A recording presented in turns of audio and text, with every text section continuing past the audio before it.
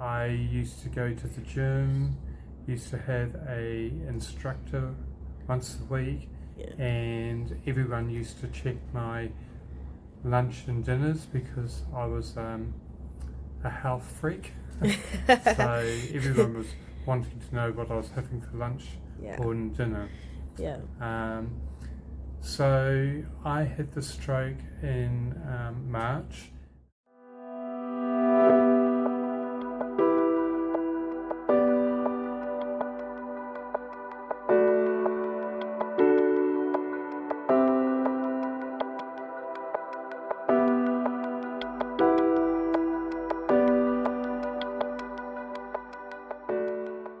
First of all, can you start by introducing yourself? Who are you?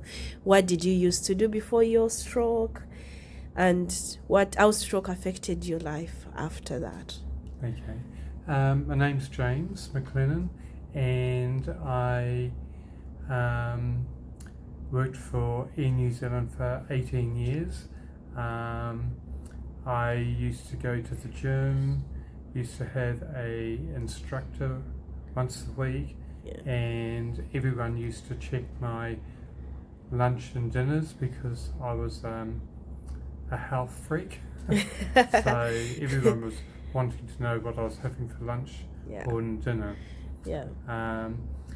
So I had the stroke in March, the 22nd of 2019, and that morning I had my trainer at the gym, and from 9 o'clock until 10, and then I went home and was painting the garage door, and I felt fine. I worked out at the airport, and I used to do 3 days early, 3 days late, and 3 days off. So it was my last day off. So that evening at about 5 o'clock, or 6 o'clock, I sat down to watch the news and have my salad for dinner because I had to go to bed early to get up. And all of a sudden, the news was on for about 5 minutes, and this hand started to go heavy. So I had a hemorrhage. Which is a bleed, and it was right down my right side. The bleed was up here on my left. I tried to use the phone and couldn't. Anyway, I managed to contact my neighbour next door, who also worked at Air New Zealand, but was a flight attendant, and they were home.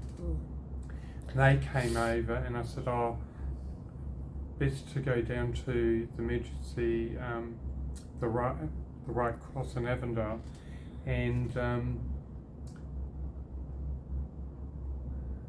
after 5 minutes I said, let's go, and by that time I lost all my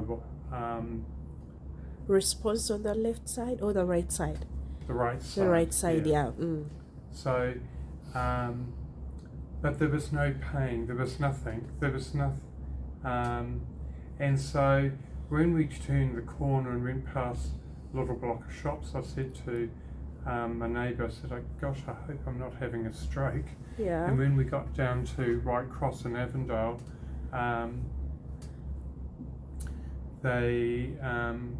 he had to get a wheelchair because I couldn't even stand. I can remember hearing the ambulance coming.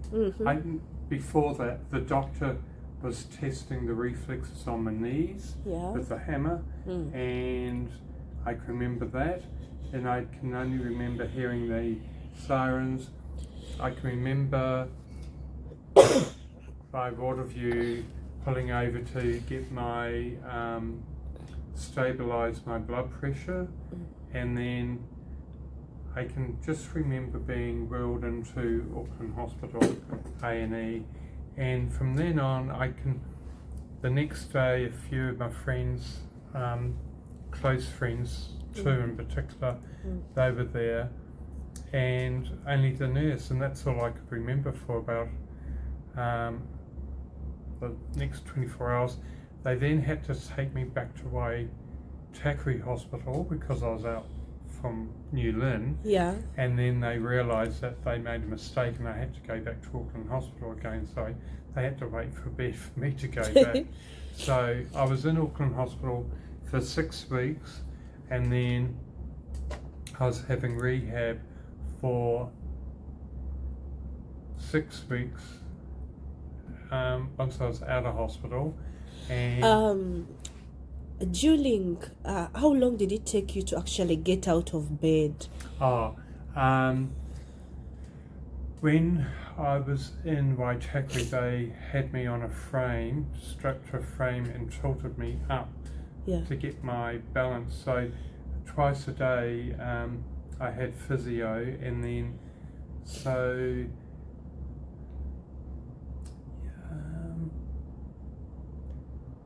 the first week when I was back in Auckland, they had to move me, and then with the rehab, the second week I could stand with a frame, sort of, and go to the bathroom and shower and all that sort of without thing. assistance, or you needed assistance that time? I did need assistance, absolutely, all the way along. Yes, I had to learn to walk and talk. Again, you also lost your ability to speak, which is aphasia? Because my face was, what is it? It was paralyzed on one side? Paralyzed on one side, so it had dropped. All the side had dropped. So as I'm speaking now, all the side is still numb. My hand and my fingers are all numb, and this leg is heavy, and it feels like I'm walking on a brick when I'm walking. So it's not easy. Do you feel any pain on the right side as it's now and again? Sometimes if I'm out on the bus, not so much when I've been driving, but if I've been sitting and my feet have been a little bit confined, it feels like it's in a grip and it's being squeezed. And that lasts for about 5 minutes, but luckily for me it only happens every 6 weeks now and again. It's thank goodness. So how did it, because what I see, you're not using a cane, you're not using a wheelchair. When they got me a wheelchair in the hospital, and I was able to scoot backwards to go to the TV room. I was pretty proactive on the wheelchair. And but yes, I couldn't walk. Towards the last week, I could walk around the ward with a 4-prong walking stick, which I went home with. I didn't like being in a car as such, because when you turn the corners, you lost your. You feel like you're falling over. You have no control of the other side, so you just keep on falling over side to side. But as time went on, when I got home, I had assistance for showering about 3 days, and the shower was a bit too small to have a seat, even though there was a seat there. And in the end I thought, no, I'll persevere and wash myself. So that's when I was able to wash myself. And then a neighbour up the road, she was very good, and she would take me for a walk down the end of the driveway, because it's a steep driveway. That's nice. And then up, when I came down to the driveway, you've got to turn left to go up the road to her place, but for me I'd have to go out on a wide angle to go up.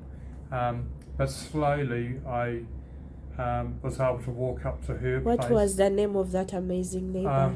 Turi. She Turi? was really good, yes. Yeah, that's nice. And she helped me all the way through, to be honest. Yeah. So, sorry to interrupt.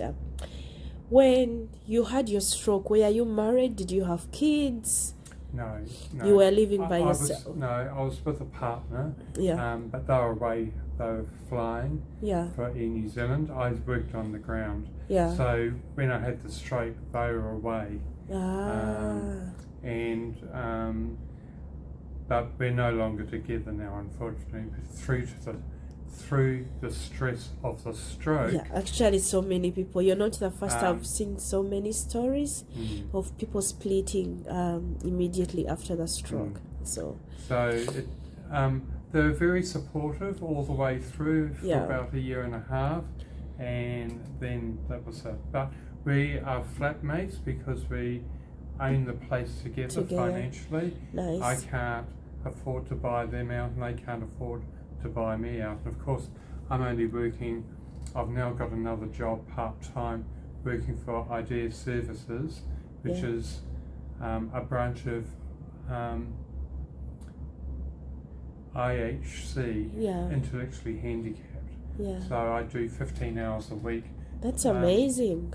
Taking clients out, socialising in the malls, on the trains, buses, or on for coffees. That's amazing. So IHC can give jobs to the handicapped if you really need a job? Yes.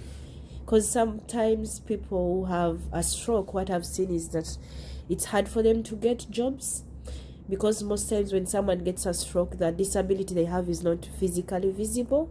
So it's becomes so hard to integrate into the workforce again. Yes, it does. Exactly. So that's... I mean, the Stroke Foundation worked in with Air New Zealand originally for me to go back working. But I didn't feel confident. And at that stage I hadn't... it took me a year to be really confident in driving too. But yes, they did work in with the company. But of course, COVID came along. And although I was full-time, it was suggested that I take redundancy because of the COVID. And that ideally I shouldn't have, because now I could go back and being a kiosk, helping out the passengers at the kiosk bag drop, or boarding them up, taking them up to the planes. But anyway, that's my previous life, and okay, that's really interesting. So how is life going right now since you're living by yourself? Life is, since I've had the stroke, it's like a chapter. I think I'm up to chapter 10. I've turned a page.